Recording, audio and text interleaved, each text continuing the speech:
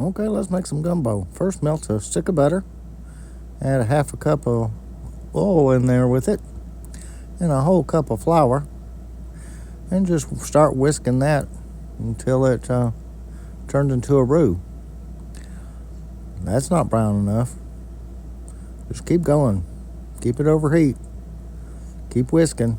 You can't stop whisking or it will burn. And just let it get dark. Let it get real dark. That's not dark enough. Let it get darker. And once you get it dark enough, you can take it off the heat. Still stir it for a little bit. And set that aside. Then you can saute some andouille sausage and add some vegetables after that's sauteed. Add some onion and celery and bell pepper and let that sweat down. Add some garlic and then some okra. That's about 2 cups of okra. And then the cooking liquid from your chicken that you pressure cooked for about 25 minutes. And then pressure cook the whole thing for about 8 more minutes. Then add the roux and give it a nice stir. And as you can see, it's a little steamy there,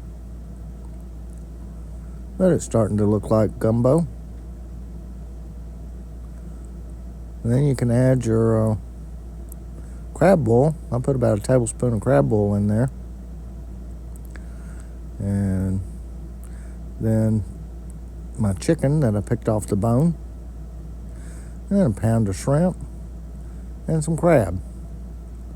And just let that slow cook for about 30 minutes or so until your shrimp are done. And you know they're done when they're curled up like that and change color. Serve it over some rice.